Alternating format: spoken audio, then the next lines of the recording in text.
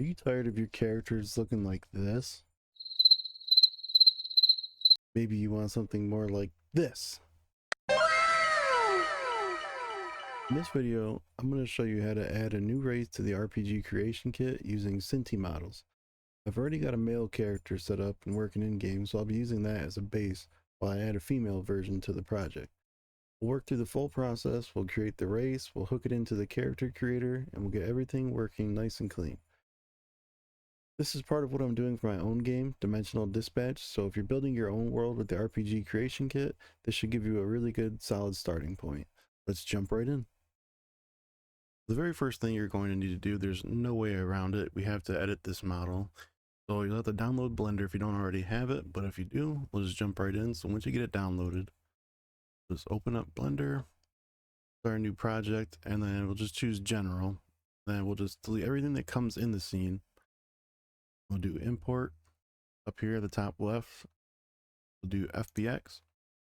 And the easiest way to do this is to just find your project from Unity in the file explorer, and then just go into your assets, choose whatever Synty asset pack you're going to use. I'm going to be using space. We'll go into models, and we'll just choose the characters here. But before you click import, come down here to armature on the right. We'll make sure ignore leaf bones is checked, and we'll do force tile connect as well. Once you have that, we'll just do import FBX. You'll see all your Synty models have been popped in. So now on the top right, click armature, we'll open it up, and then we'll just delete every model we're not going to use if they came all stacked like this, like they did for me, which I'm going to be using the cryo female. Now once that's all cleaned up, we'll click on the model we're actually going to work with, and up here in the top left, instead of object mode, we'll do edit mode. Then right here we can press 1, 2, or 3. We'll do 3 here, face select, and we'll just select the head. And I'm in x-ray mode right here in the top right, so you can see every little point right here. Select everything in here, including the neck. And if I hold shift, I can keep all this selection right here. So the entire neck is selected. Everything on it. All right. Once that's all selected on your keyboard, press Y. It'll separate this head from the rest of the mesh below. Then we'll press P on the keyboard, and we'll do by selection right here. This will create an entirely new game object for the head, and then we'll just rename it. And that's pretty much most of the work we're going to be doing. So just do that for all the other body parts. There's 5 others. You'll need the torso, you'll need the arms, you need hands, you'll need legs, you'll need feet. And then lastly, this one's kind of optional, you can do the eyes as well. So I'll go ahead and do that now.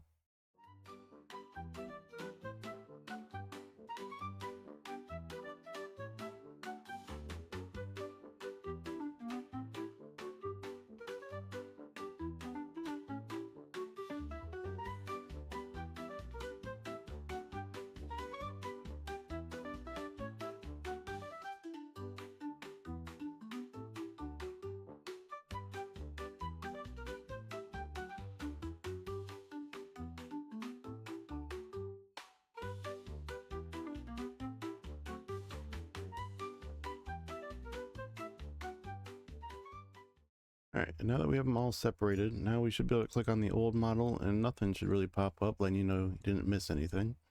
We can go ahead and delete that. Now we're just going to make sure that the bones actually transferred over to the separated mesh. So we'll just choose any of the models really. I'll do the arms. Make sure we select the armature. And then we'll go to pose mode right here. Now go back to x-ray mode and we grab one of the arm bones here. We press G to move this around, and it's doing exactly what we need it to. You just want to make sure this mesh still deforms around when you move something. Okay, now we're all just about ready to export. So before we do that, we'll select our armature while we're in object mode. And then we'll also select all our meshes here that we just separated. And we'll hold down Control, we'll press A on the keyboard, and we'll click all transforms. That'll apply everything we did, if anything.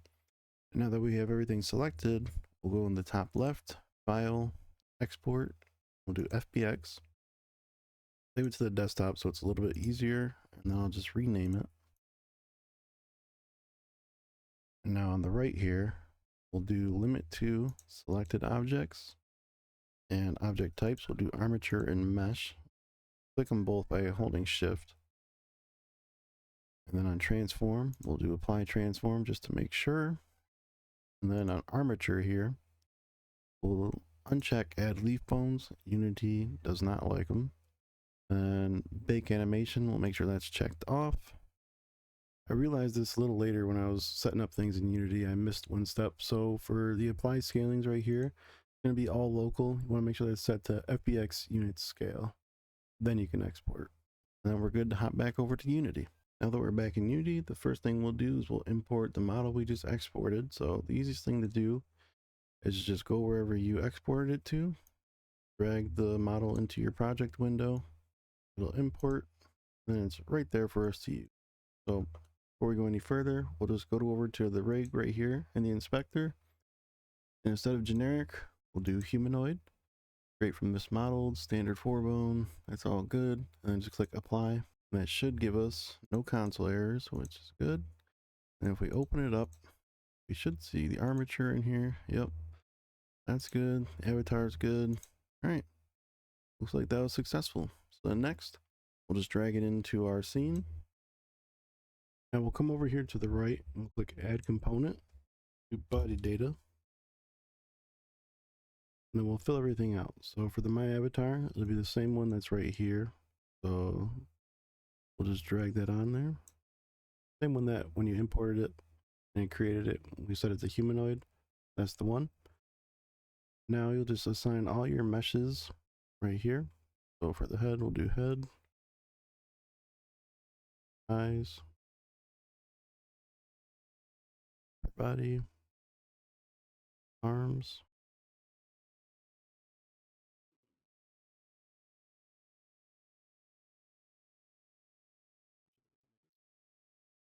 and it should look something like this. And for the hair index, eye index, and hair model, unless you have one, we could just leave that empty. And for the bones, we'll go ahead and assign those. So in the armature, scroll down, we'll find what we need. We need the right hand. Go ahead and drag the right hand in there and do the same thing for the left. Then we'll do the upper chest. Looks like spine 3 for me. And then we'll do the hips. Default equipment, you can leave that empty. And then we'll add 2 more components. Will be AI sounds. The next one will be ragdoll. Then for the AI sounds, take damage sounds, you can add a couple in there. RCK comes with some. So we'll just do take damage 1, 2, and 3. And death sounds, I think there's 2. Yep, death 0 and death 1. And for the ragdoll one, the animator will be the one that's attached here. So we'll just drag in our model from the hierarchy.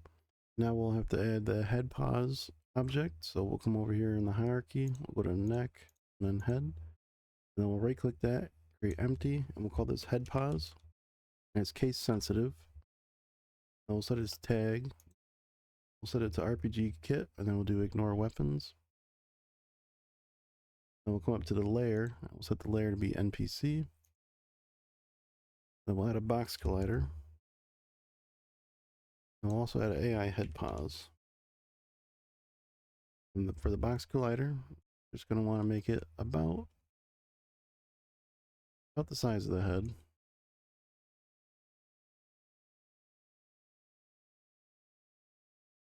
Doesn't have to be perfect. And we'll set that to is trigger. Now we'll add a looting point. So we'll go over to the hips, right click, create empty, call this a looting point. And we'll set its tag to RPG's looting point. And then we'll add 3 components. Will be looting point. Next one will be a capsule collider. And then lastly, we'll add a rigid body. And we'll give the point a name. We'll call this test. It doesn't really matter. And then the collider, we'll assign the looting point there. That'll be our capsule collider. Open sound, close sound, you can leave those empty, and then we'll just uncheck has to load and save. And the capsule collider will scale to the size of our character.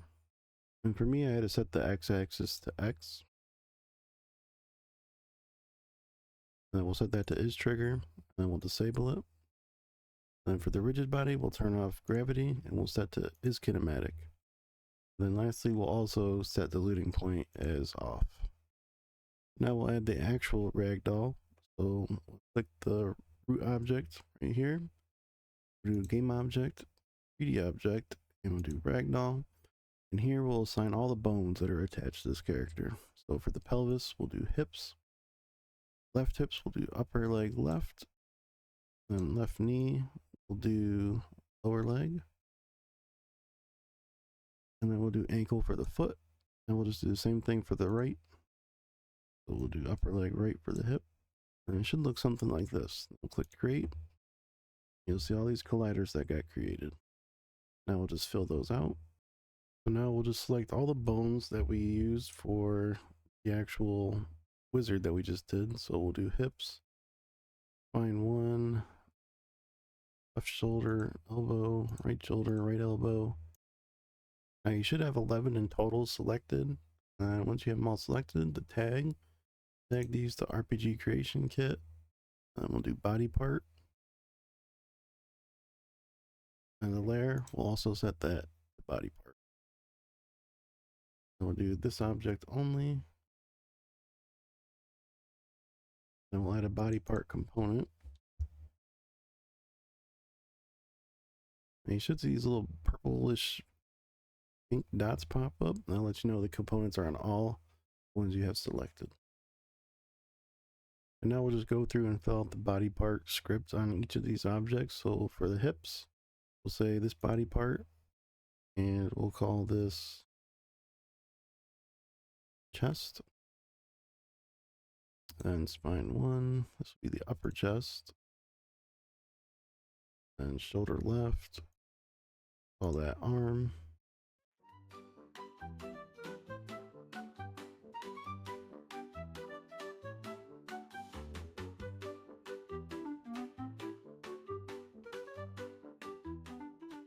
All right, now once you have all those filled out, we're almost done. So now for the meshes, the eyes need to be a child of the head object. So we'll just reassign that. Actually, we'll have to unpack this first. Then we can move the eyes to the head. Now we'll add a component called Head Blend Shapes Manager. And for the head, we'll put the head mesh in. The mouth, we can leave that empty unless you actually brought over a mouth. All right, and that's pretty much everything done. So now we'll just drag this into a separate folder and we'll create a prefab. And now we'll finally create the new race. So wherever in your project folder, right click, create, RPG creation kit, character, and create a new race. You can call it whatever you want. I already have one, so I'll just use that one. And once you click on it, you'll see configure race right here. Click that, and this editor will pop open. And select your race in here. This is the default one. This is the one I made right here. And you can just change the ID, and you can change the race name and set the stats whatever you want. I haven't messed with any of them yet. And then body data, this is where we'll actually be working. So if you did the male model, you'll just drag the model we just all set up right in there. I did the female one, so drag that in there. And then the FPS, I didn't make that in this tutorial. I'll do another one on that one later. So for now, we could just use the default one. I'll just drag that in there. And then you can leave the hair types there. You can leave the eye types there. And then face data, text data, none of that we need to do. So we can do save. And actually, before we do that, we'll create the eyes. So down here, we'll right click, create, RPG creation kit, character, create new eyes. Then you open that up, and then it's going to take in a mesh renderer. So give it a name, and for the mesh renderer, we'll come over to our model, we'll unpack it, and then wherever you had the eyes, grab those and create a separate prefab. We'll drag it down there. And then open up your eye scriptable object and then just drag in the eyes you just made a prefab for right into where there's eyes. And the eyes type, so just add a new one, then drag in the eyes right into that slot, and then you're good, and click save. Now before we can test this, we'll have to update all the databases. So we'll close out of there. RPG creation kit right here at the top. To update all databases. That'll go through and do its thing. Now to test out the new race, we'll have to add it to the character creation scene. So we'll open up the RPG creation kit folder, go to demos, character creation, and open up the creation scene. Then we'll go to character creation manager. And right here on the right, you'll see playable races. You can either replace the one that's in there or add yours in there. And once it's in, just save the scene. And we should be able to test it. So if you go to RPG creation kit again up here, cell system, cell view, then click the M right here. This will bring you to the main menu. Now if you click play, you should see our race pop up in there if we did everything right. Click new game, see our race come up here, human. We can change the gender. Yep, female's in there, but there's no texture, so let's add that in there now. So we'll click on female I just made, or whatever one you just made. We'll see there's no texture, so we'll have to go over to the Synty pack, the space one, materials, and you'll just figure out which material it was for that, and you'll just drag it onto every piece you made right here, every model.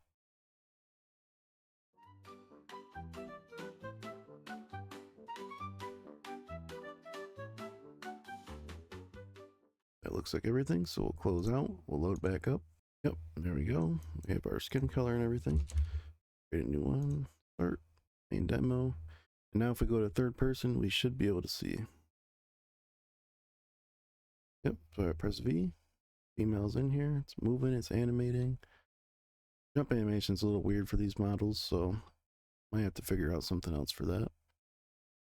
Now if we attack her, actually we'll go to a guard.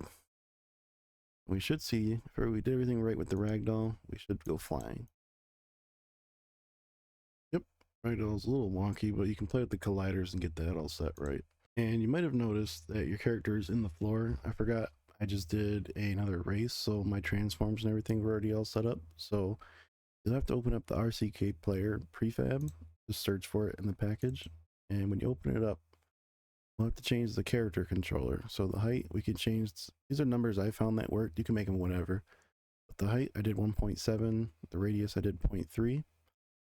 And then if you scroll down to the other component, RCK player, there's a couple other things you have to change in here. So we'll do, so I changed the walk speed and the run speed because you're a lot smaller, so it just looked a little weird. And then I did, yes, so then I changed the standing height to match the character controller, 1.7. I switched the crouch height, added the standing height and the standing hit zone, and that should be good for the player controller. All right, and then for the last step, the GFX right here, the actual transform, the position on Y, I set that to -1. You can play around with that. That's just going to raise the model up out of the floor for you. All right, that's everything. You now have the Synty character model in there, so now you can use that as a playable race. And you can also add other ones. I'll be doing another video on equipment and the first person hands once I get those all implemented and figured out and actually able to put it all together in a nice short video. So if this helped you, please give it a like, and I'll see you in the next one, hopefully. Okay, bye!